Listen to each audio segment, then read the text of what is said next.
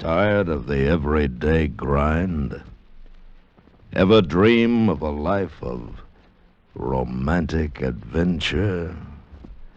Want to get away from it all? We offer you Escape.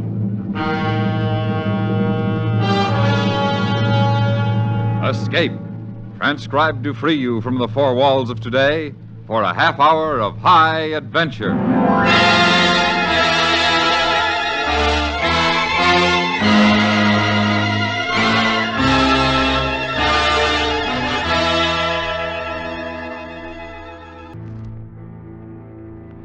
You are traveling east on a cross-country bus, while among your fellow passengers, seemingly innocent and friendly, are a man and a woman who plan to destroy you and 150 million of your countrymen. Listen now as Escape brings you Anthony Ellis's exciting story, Classified Secret.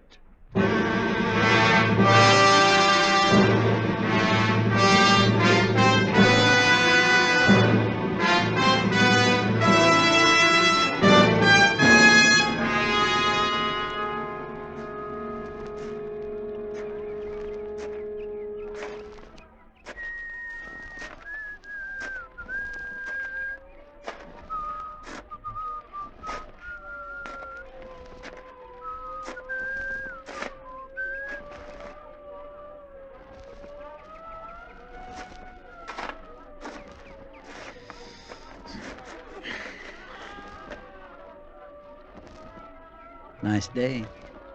Yes. Kids sure know it's spring. Look at them. I've been watching them. Yeah. Kind of glad, though, I haven't got any. Oh? Well, you know, world conditions, things the way they are. Who wants to bring a kid into it? I suppose so.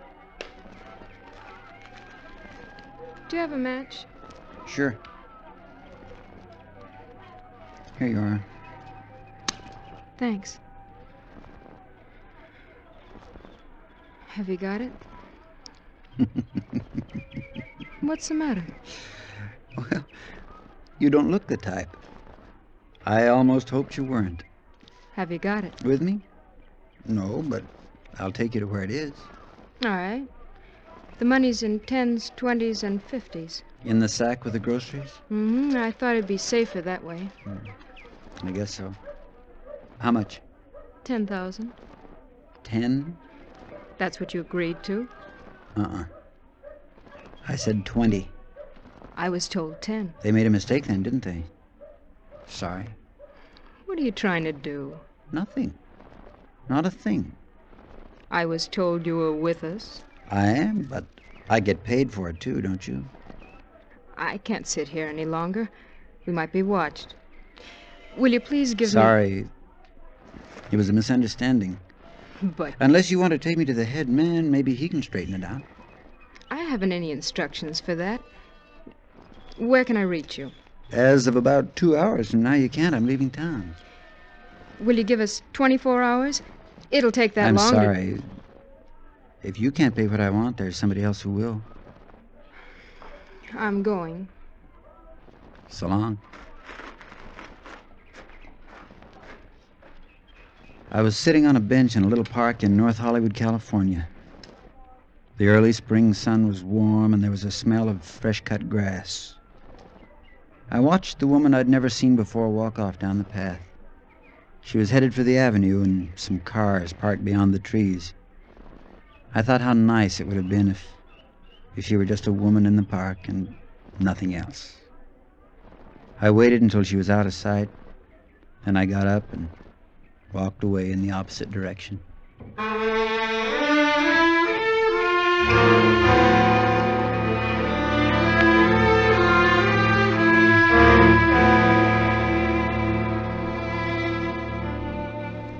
I got the bus at the Hollywood station. I had a train ticket in my pocket, but with the new development, it looked safer to ride the bus. Just before we pulled out, a girl climbed aboard and came down the aisle looking for a seat. Excuse me, is this number... 18. Oh, thank you. Oh, here, let me put your case up. Well, thank you.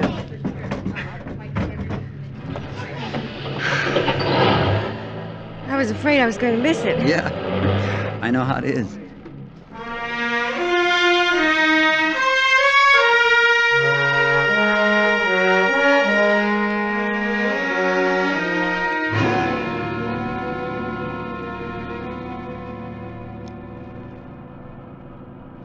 I settled back and watched the city drift away into desert country. As the buses go, it was pretty quiet. There was a 4 or 5 year old kid with his mother a couple of seats forward, but he dozed off almost as soon as we got running. I took a look at the girl sitting next to me, not in the way you might think, but because in my business, you get to learn to look at people. You never know who it might be. She must have felt me watching. She lowered the magazine she was reading.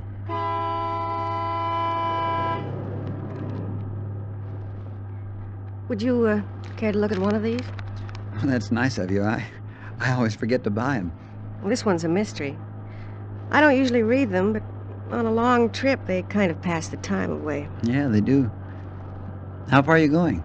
New York, That's a long trip, all right. I'll say. I haven't been back for 10 years. Bet it's changed. Yeah, I guess so.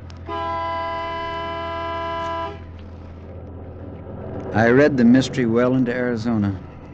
When I finished, it was beginning to get dark. The kid up ahead was awake and hungry. There was a feeling of expectation on the bus as we drove into the first night of travel. Did you enjoy it? Oh, yes, it was fine. Thanks a lot. What was it about? Spies. Real exciting. I like spy movies sometimes. I think they do so many of them. You read about it in the papers all the time. I don't know. I think people would get sick of it. Yeah, I guess you're right. They're exciting, like you say. I bet it isn't really like that. I doubt it. Say, my name's Charlie. Charlie Rader. Oh, how do you do? I'm Julie Spaulding. Hi. That kid sounds as hungry as I am. Yeah, we ought to be stopping soon. I hope so.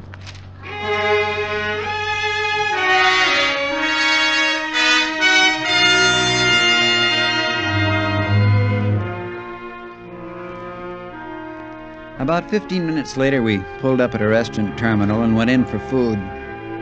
I watched for any new passengers who might be getting on. I didn't see anybody, and as soon as I'd finished my sandwich and coffee, I sent a telegram to New York and then got back on the bus. The girl, Julie, and I seemed to be hitting it off, and it was pleasant enough to pass the time. After we got rolling, the kid up ahead decided to sing himself to sleep. It was like a crooning over and over again, the same song, the same few notes. I guess it put everybody else to sleep except him.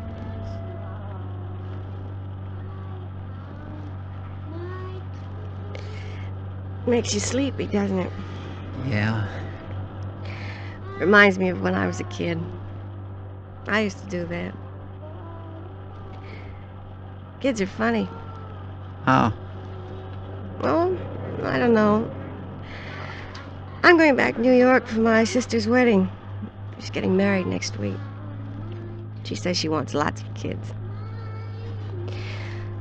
I don't know. Yeah, I know what you mean.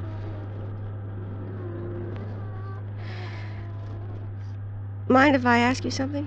No, I don't mind. What? Are you married? No.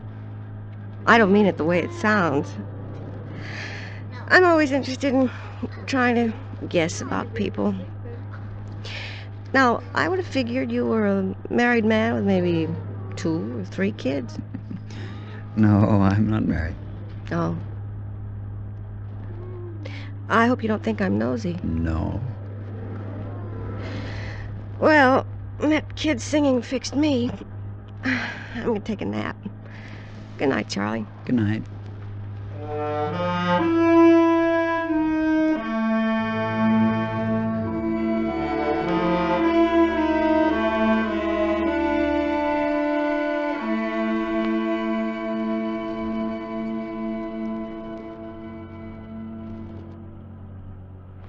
I must have dropped off, too.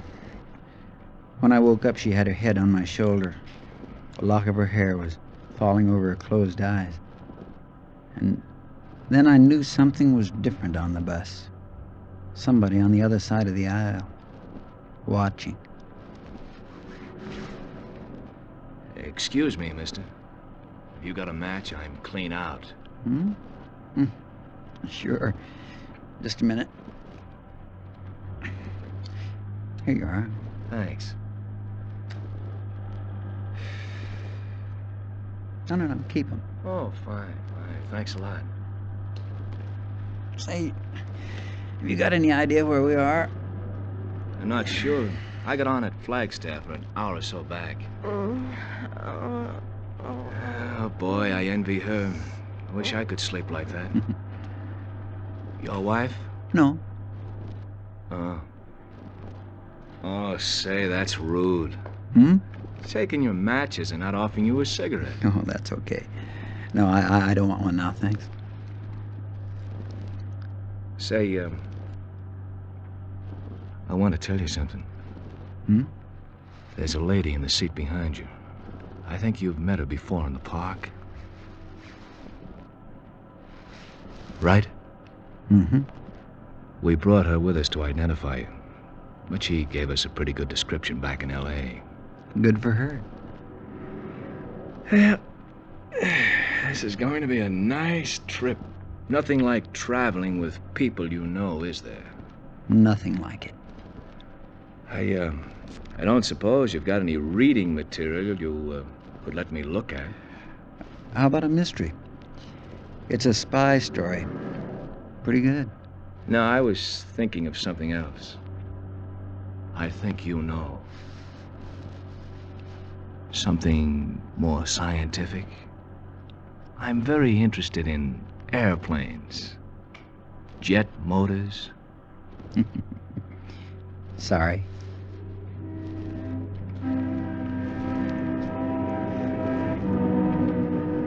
He looked across at me, smiling, pleasant. And to anybody watching, it was nothing more than the casual conversation of two strangers brought together by the night and sympathy of loneliness. Then he leaned back and, reaching inside his jacket, brought out a small automatic, which he kept very carefully hidden from any eyes but mine. Always carry this with me on a trip. You never know. I knew, all right. If they couldn't buy what they wanted, there were other ways. That's what he was telling me. And I saw in the man's smiling face that I'd never reach New York unless I killed them before they killed me.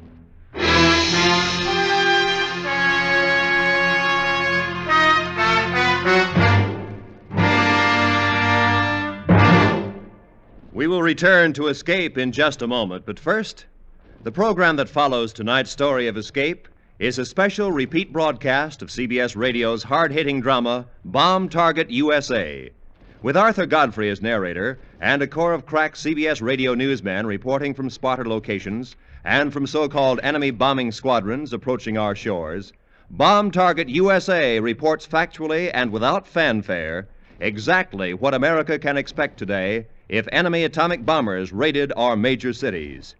Immediately following Escape tonight, on most of these same CBS radio stations, keep tuned for Bomb Target USA.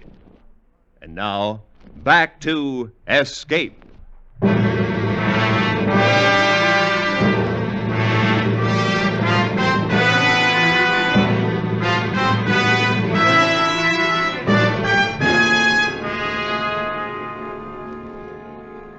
Julie and I had breakfast somewhere in New Mexico. The woman from the park and the man who carried the small automatic sat in a booth while we ate at the counter. I'd thought about things most of the night, and I decided to tell the girl, not too much, but enough so that she might be able to help. And I knew I'd need some help. Coffee's pretty good here. Yeah. A cigarette? No, thanks.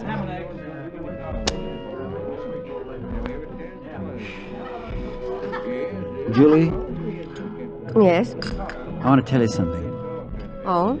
I don't want you to turn around and look. Just pretend we're talking about the weather, coffee, or anything. But listen, Well, sure, Charlie. there's a couple sitting in the booth behind us. They're spies. Hmm? Oh, you... I'm not kidding. I can't tell you much, but as you love your life, you'll believe me. You're kidding. Spy? Don't turn around. Smile. Just listen. But I... They're trying to get hold of the plans for a new jet motor. It's faster than anything anybody else has got. You are kidding. No, I'm not. How do you know?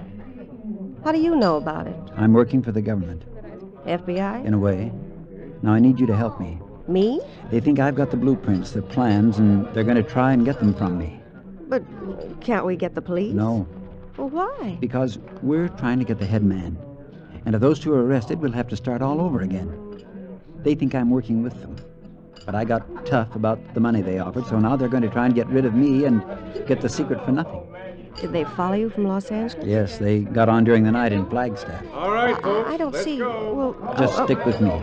I'll explain at the next stop. We can't talk about it on the bus because she's sitting right behind and he's across the aisle. Listen, are you pulling my... No. No, you're not, are you? I'm not.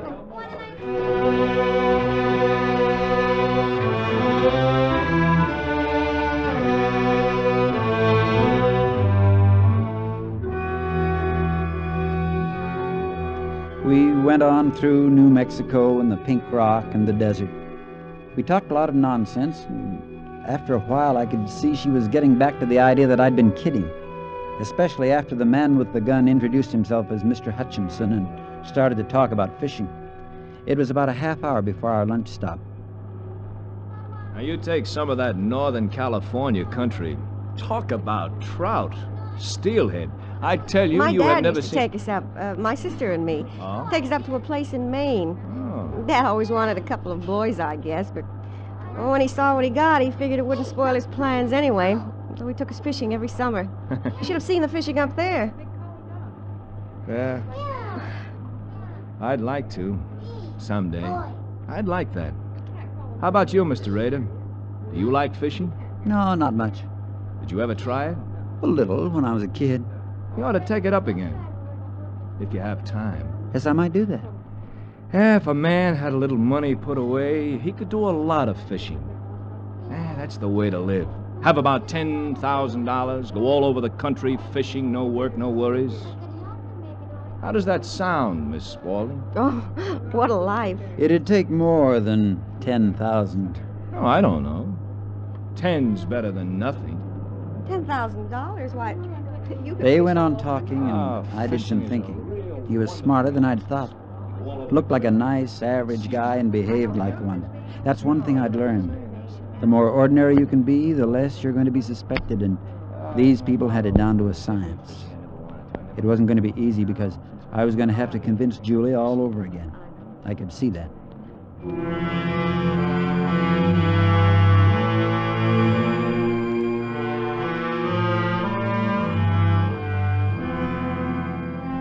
My chance didn't come until that evening after our dinner stop.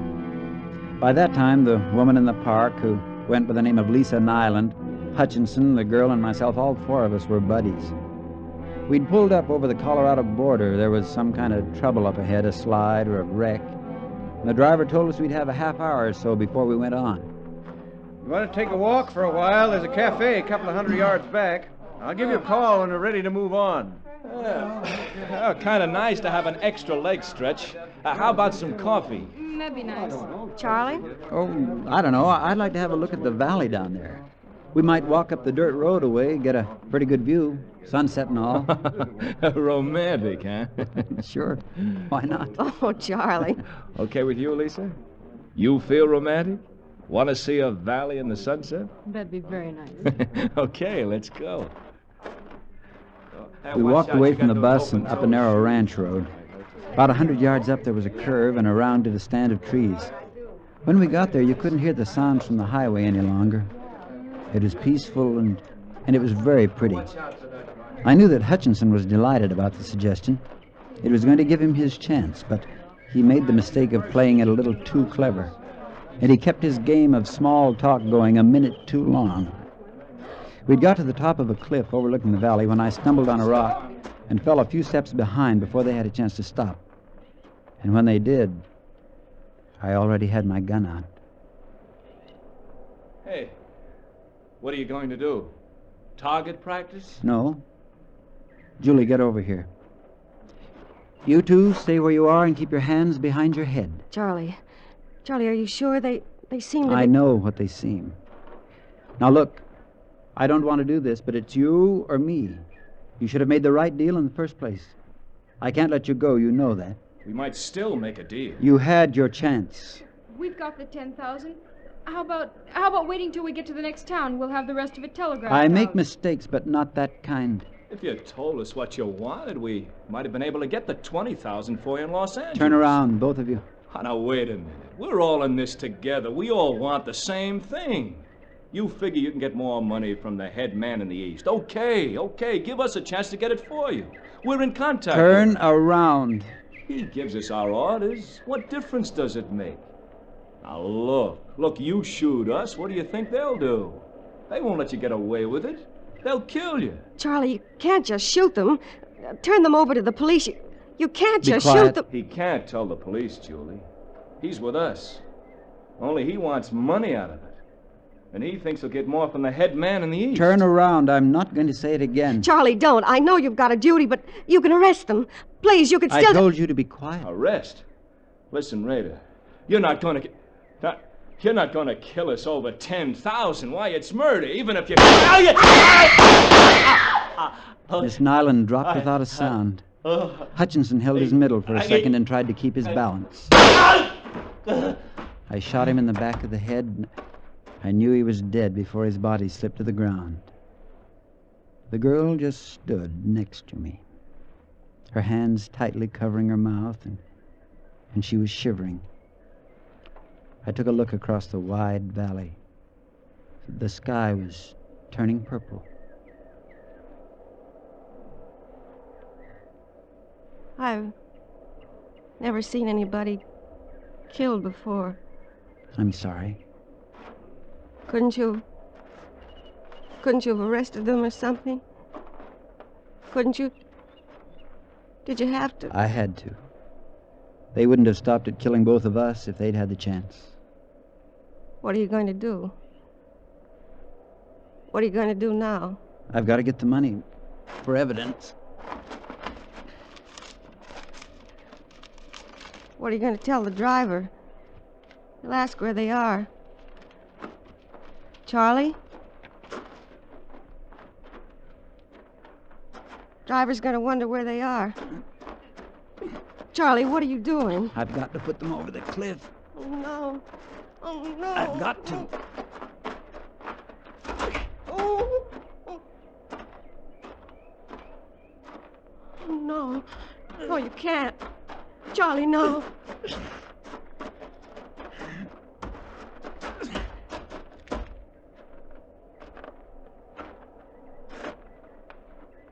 All right. Come on.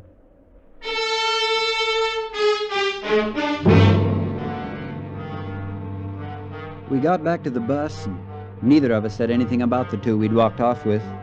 I guess nobody had seen us together, and after waiting around for another half hour, the driver gave up. Well, I'll drop their baggage in La Junta. Better notify the police, too. Screwy, all right. Okay, folks. Sorry for the delay. You better go back to your seat, mister. Sure.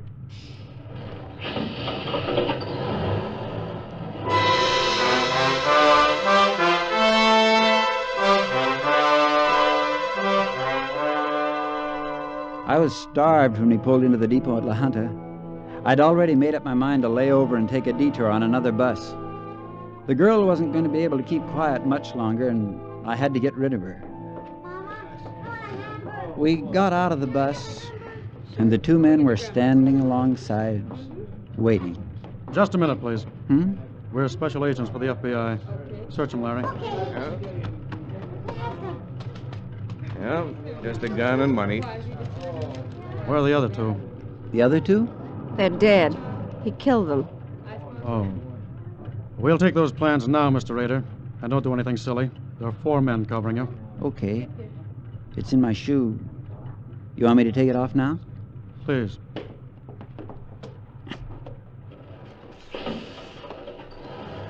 Here. Thank you, Mr. Rader. This isn't worth anything, really, you know. We planted it in the factory in L.A. for someone to steal. What we wanted was to be led to the top man in New York. And when you sent that wire to him back in Arizona, we got him. Oh. We were worried about you, Julie, when you didn't call us from Albuquerque. I didn't get a chance. He was with me all the time. Is she? Are you playing spy, too, Julie? I'm working for the government, Mr. Rader. She's been following you since you stole the plans. Well, you fooled me. I bet you fooled Hutchinson and Nyland, too. It won't matter to them, though, will it? Well, that's the way it goes. Take him away, will you? I had to watch him murder those two. I don't want to hear him laugh about it. Come on, Rader. We've got a car waiting. Sure. So long, Julie. Nice to have met you.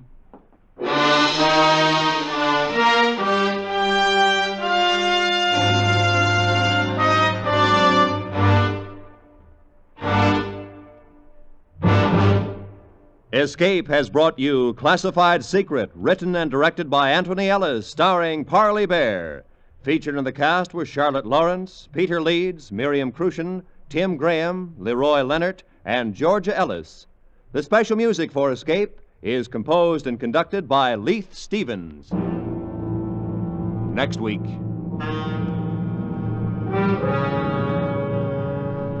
You are in a cantina in Mexico, listening to a man speak his hate for you in word and music, while somewhere, in jeopardy without your knowledge and beyond your reach, is the one you love, who may lose her life. For the man who sits across the table hating you is the only one who can save her. So listen next week when Escape brings you E. Jack Newman's exciting story, El Guitarrero.